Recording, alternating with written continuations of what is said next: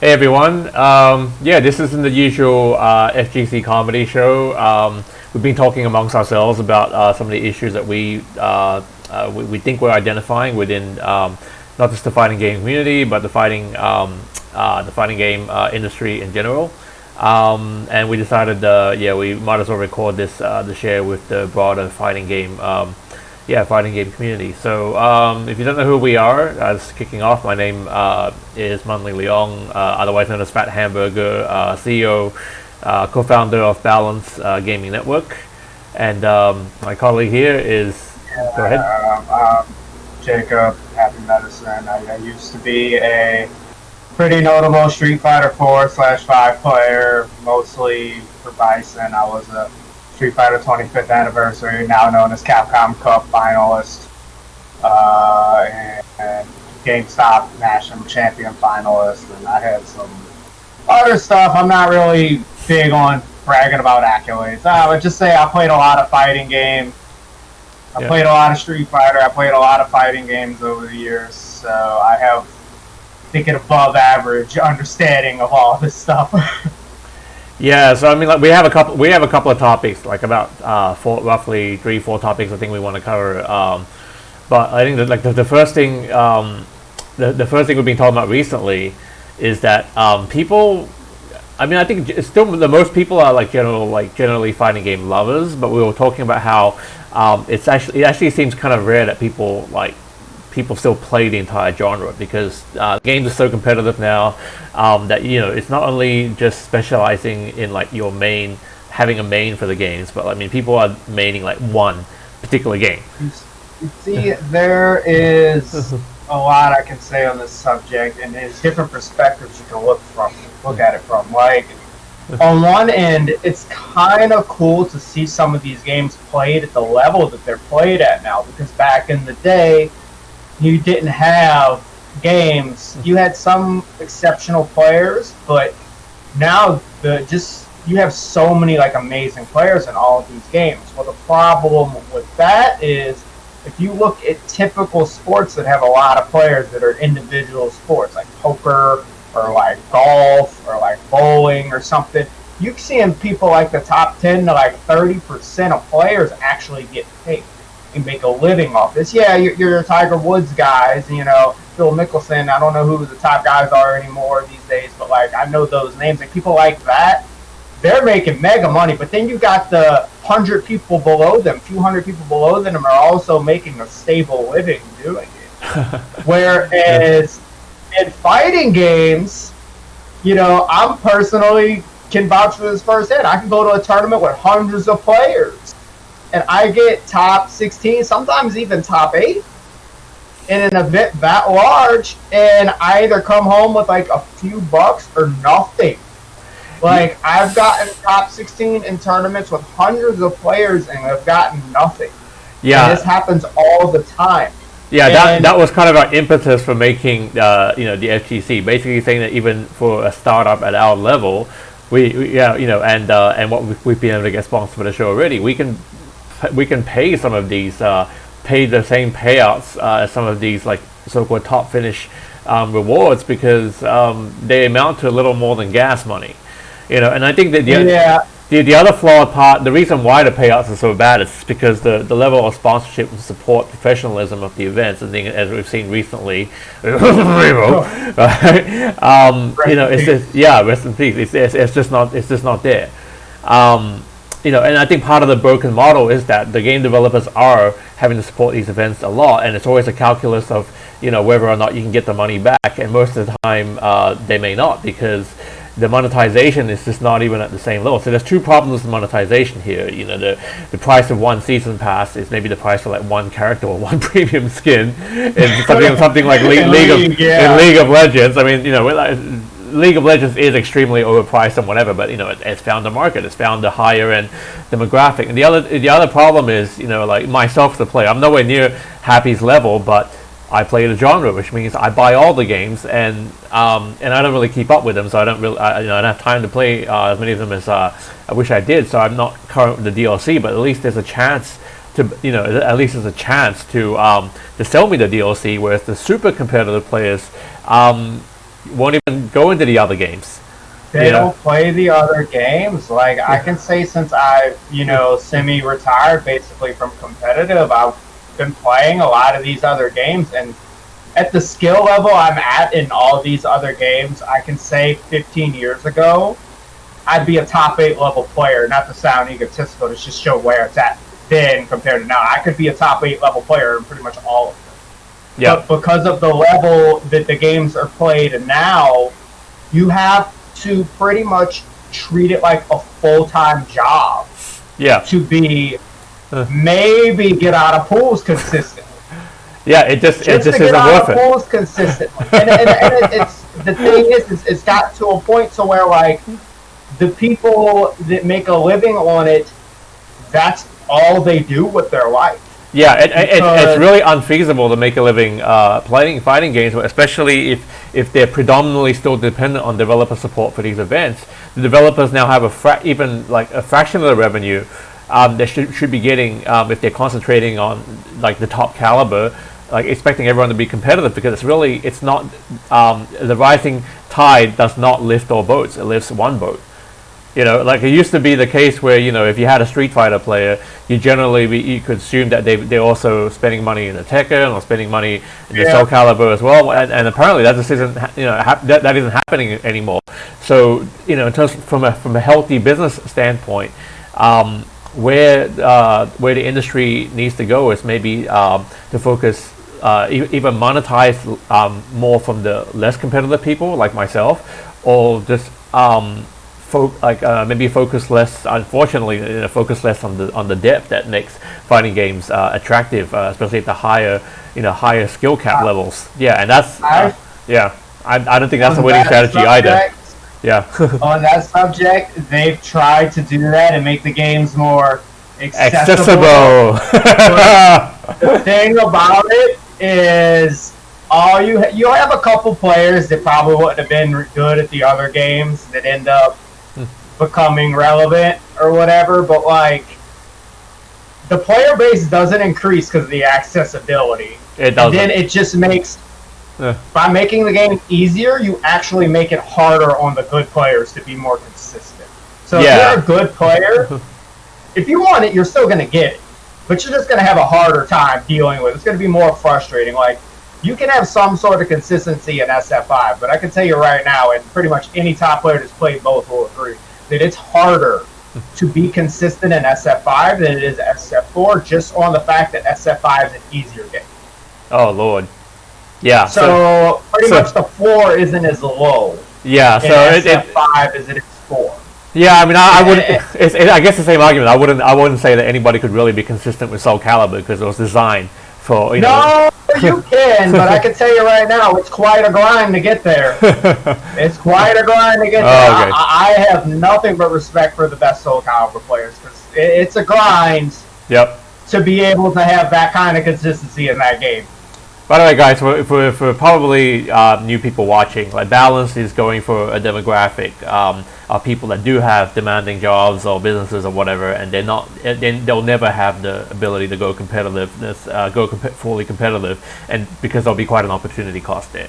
I mean, it's never say never, but we're the place for the other people who don't even want to try and keep up with that and aren't going to try. So I mean, post FGC fallout. And sort of going back to our roots here, because both of us are, I guess, similar age at this point, we've coined something called the FGE, Fighting Game Enthusiasts, meaning separate, we're not, this is a deliberate fork away from the crowd that says, oh, we're not going to play any fighting games because, because it's not an Evo, or, it's not like a legit competitive game. Yeah, oh, your camera's cut out there. But yeah, I got what you were saying there. So it's first I want to say on the FGE, it's not like we're not trying to be like some weird like cult or hipsters that are just avoiding the FGC. The whole concept of FGE is like, you like fighting games? You like fighting games? You're welcome to join. Obviously, like a lot of people in the FGC have this kind of elitist mentality that, like, if you ain't pro, you ain't cool enough to handle. Yeah, which I mean, the way I described the FGE was what I thought the FGC was, or at least how it was when it was starting, before everything became about Evo or similar events. So I mean, like another reason why we do the comedy show is we play some pretty bad games, but the thing is, like, the reason we can do the really bad games, right? Yeah, it's because we actually play like pretty much like almost every game in the genre. I mean, like, we always like. I personally am always excited when I see innovation in terms of mechanics or whatever. Like not just more juggle combos and not just more Hell Sweep doesn't track anymore or something like that. Like that stuff bores me to tears. So some of these newer martial arts infused like more realistic games, like sort of harkening back to Bushido Blade. There's two sort of newer games in that arena. Die by the Sword, which is a spiritual sequel, and another one with the Lithuanian Polish era. Like God, like I really love that game, but right now I'm drawing a blank for the name. I don't know. When I think of Bushido Blade, the closest thing is Sam Show, even though Bushido Blade's way more brutal in terms of unforgivingness. Yeah, but so I mean, there's definitely some food for thought here. I mean, moving on, like we were talking about, like how this sort of happened. Not the elitism, but it does sort of seem that the fighting game community is just split from general gaming now. Like we generally, like, fighting games used to be considered part of all the other games that everyone played, like along with RPGs, FPS, or whatever. And that's what it's always been. But I can tell you, like, a lot of people, and I'm not speaking for everybody. It's, there is some great people at the end. But like, I'm just speaking for if you just say generally, a good stereotype you could say is most fighting game players only play. Not only do they only play fighting games, they only play their main game or the games within their group of games, and they don't bother expanding their horizons. But to be fair, and this isn't as much of a shot against the players as it is just kind of the model of everything, because it's kind of like a bunch of sharks in a small pond. If you're a competitive player, you're kind of forced to be like that. Because even when I was playing SF5 competitively, not only did I, to be a top SF5 player, not only did I not have time to play other games, I didn't have time to do anything in life recreationally in general. Yeah. Like, I only played SF5. I'd take a break sometimes to play something else when it got too overbearing. But like, I only played SF5. I didn't spend much time with friends or any other personal things. I still think that, if you're competitive in COD or Rainbow Six or League or something like this, like you probably still have to put in similar effort. Yeah, trust me, pro League players, they do nothing but League. They play 80 hours a week. But I mean, like, there has to be something said there for the level of skill to even enjoy fighting games, like the level of time investment maybe. I mean, like, for us that grew up with them, it was a natural progression. But if somebody was to jump in, like, and start with SF5 or start with any of these games, like just learn, like, uppercut fireball or something, there could be quite a curve to catch up versus all the other games. I think that's a contribution to the split. But I mean, even within our own community, whenever we do the fighting game stuff, because, like, when we have sponsors and we're doing the doing the event right now, it is alienating everyone else because there's not a common language there anymore. There was my theory was, there was a 10-year gap, like, essentially, between the peak of things, which is around KOF 2000 and Tekken 3 to 4 or something, to the Street. I'd say CVS 2 was CVS 2, that was the last major hurrah, and then there was like this big gap before the Street Fighter 4 revival, and then between that period you had arcades die, so that was enough time for a whole generation to grow up and not even and not even play fighting games. Like, the genre hasn't existed. So that's our theory. I mean, they were playing Halo. They were playing Call of Duty. They were playing. Yeah. What else were they playing? The Gears, Fable. what was big then before League? Like, I just remember shooters. Probably Counter Strike, like Counter Strike and Yeah, I just remember TF2. before Counter Strike. Yeah, before shooters, and obviously World of Warcraft. Oh the MMOs. But I mean, like, there's basically a whole generation gone. Like everyone that's still playing fighting games. I'm guessing that we're all like probably closer to Alex Valle's age. I mean, like Daigo and Wong, they probably don't seem whole lot younger. Valle's got about a decade on me, but Wong, he's 4 or 5 years older than me. Yeah, so I mean, in that gap, we all still kept the passion, but we were waiting for something to come in. Like, we just played the older games, and we just waited. I mean, in that time frame, that was probably when we went and played some of these like lesser franchises or whatever, and discovered a few games that we might have missed when we were younger. But I mean, nowadays, there's more than just talking about what happens to the FGC. After everything that's happened recently, it's more like this just exposes a deeper problem of, do fighting games have a future? Is there new blood coming in?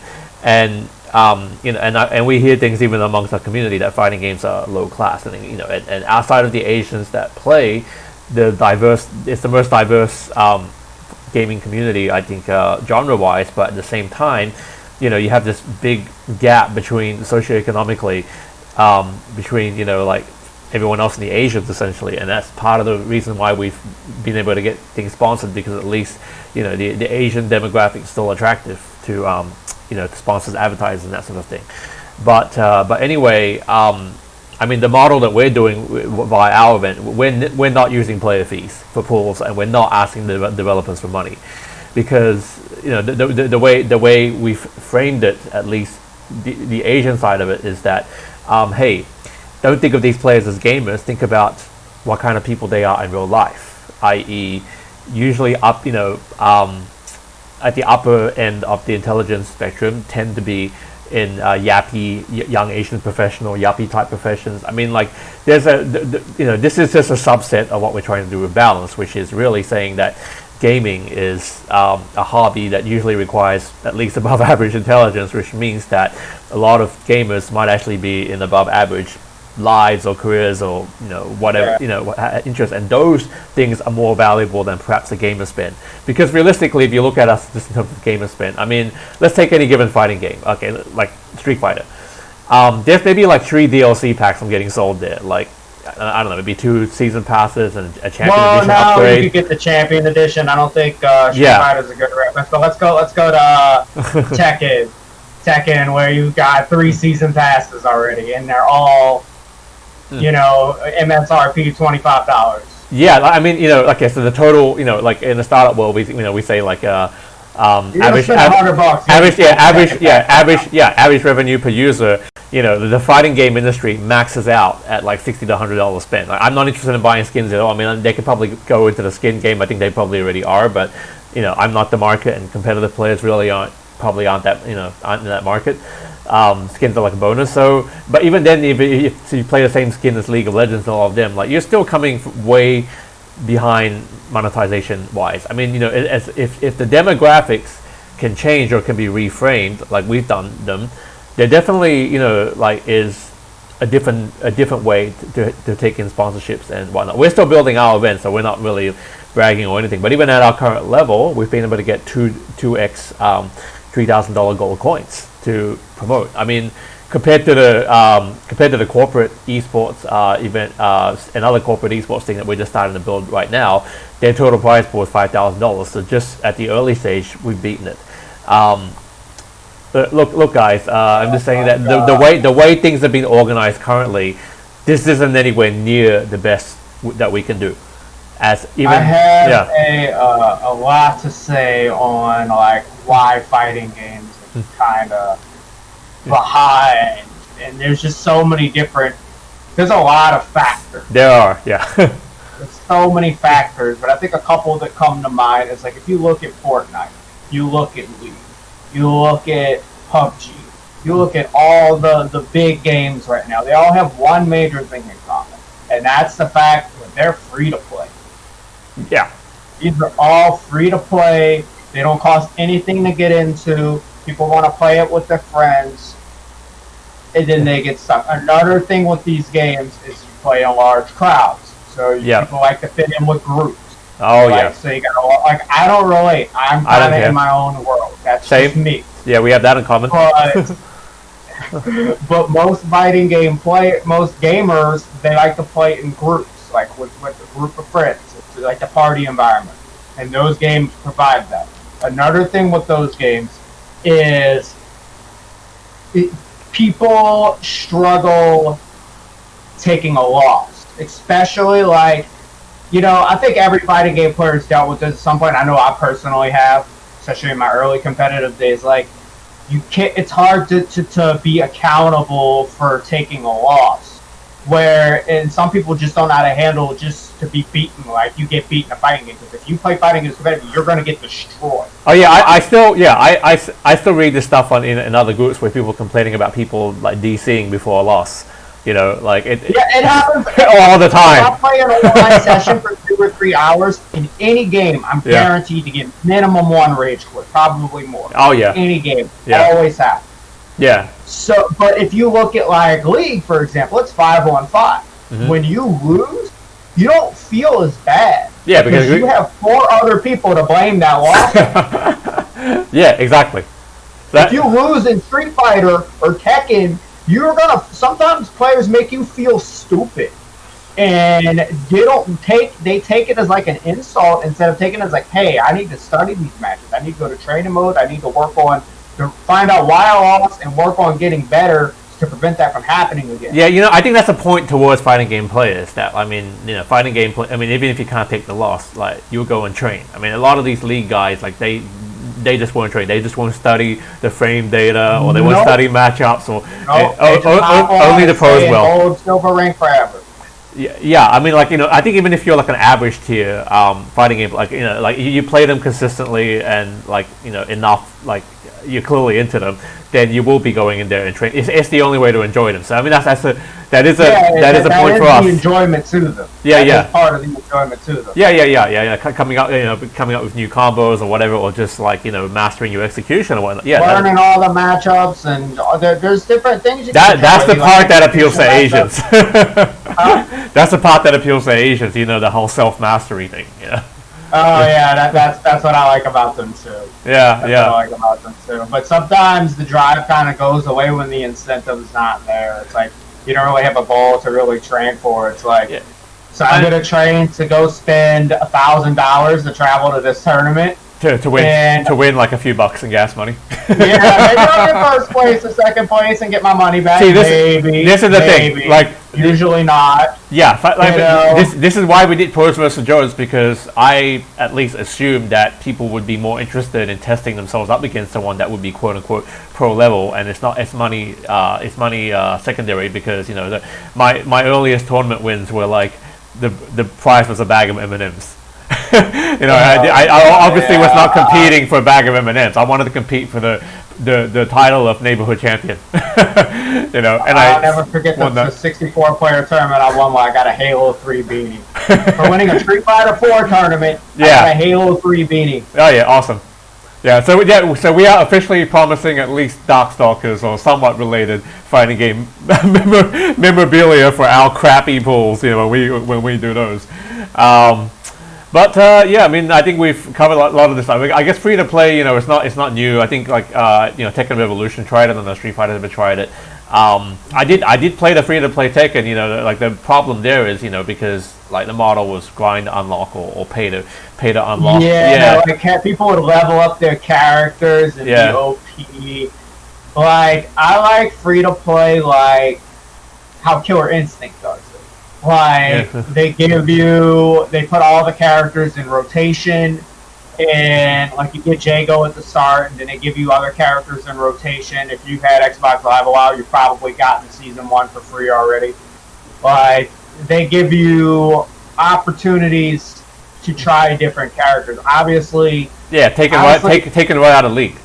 I think Killer Instinct is like the perfect model for a fighting game. I think the only reason it didn't succeed is, even though you can play it on PC, I think just people don't realize the complicated setup of it, or like Yeah, mine mine still doesn't work. It gets stuck in that DLC screen update. Like I haven't tried it in a while, but But I mean, you have the Xbox Live version, I believe. The Windows one's free to play as well. I'm not 100% sure on that, but I think it was just something to do with the marketing or something. Well, But, it's probably just the I think IP. It's the IP. Let's face it, American fighting games are like just not as popular mechanically, Yeah, well, I mean, not as I'm pretty sophisticated. sure Rare Yeah. initially came out of Europe, but I mean, Yeah, now well, US, Western games Western, tend to not tend to lag behind the Asian stuff. But if a bigger IP like Tekken or Street Fighter were to adapt this model because it's a bigger IP, then I think it would excel. It works because I mean I look at the character list now and I just think, man, I'm never I'm not interested in playing half these characters now. So I mean you don't really have to have every character in League or something like that to be competitive, and I think at this point you don't need to have every character. I mean, okay, so it's one-on-one. Like it is important to sort of study matchups, so there's more importance there. But I think in general, most people will never get there. There's now a fighting game. There's now a fighting game equivalent of how most people never complete the games. Like if you look at Steam achievement stats, like like the average AAA game, like only about 13% or less than that of people actually see the damn ending. There's probably you will put several hundred hours, and this is from a fighting game veteran. I will put several hundred hours just to understand how to fight every character at a competitive level. Yeah, one character can take anywhere from 2 hours plus additional like checking notes as a reminder.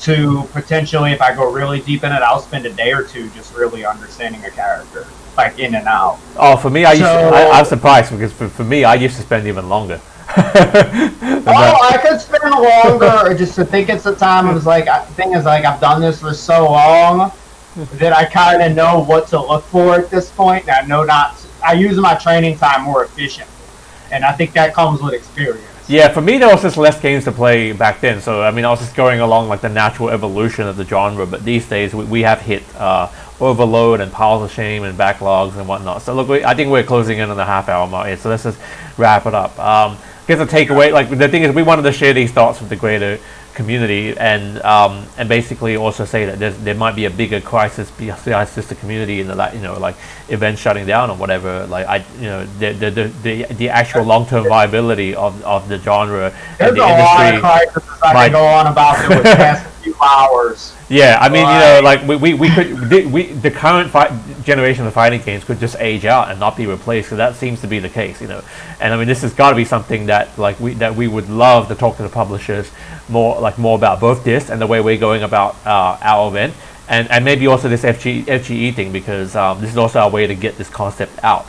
Like if there are some of you that just think like maybe feel left out because you play the genre but you don't necessarily like play the competition, then come join us. I mean, we'll put the website links and whatever on the video and on the YouTube description. But yeah, we have a Discord that's free. Just we still don't have that many fighting game players in there because again, like there's this split between our existing sort of mainstream community and then there's like the fighting games, and every time we do it, there's sort of these unwritten weird things like, oh, they're doing their weird fighting game thing. No, when did this happen?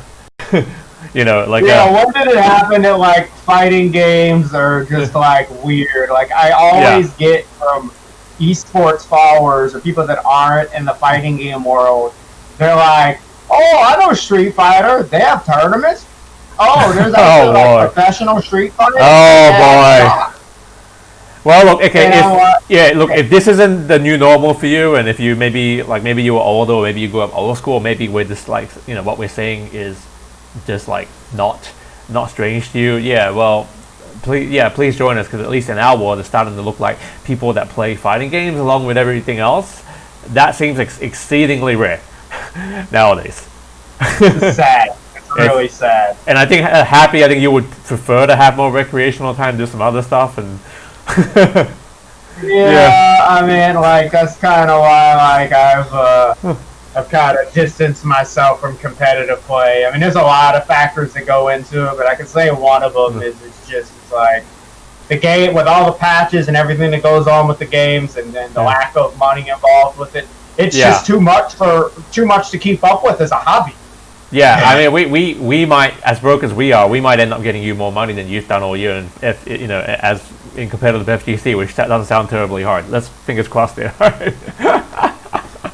All right, guys.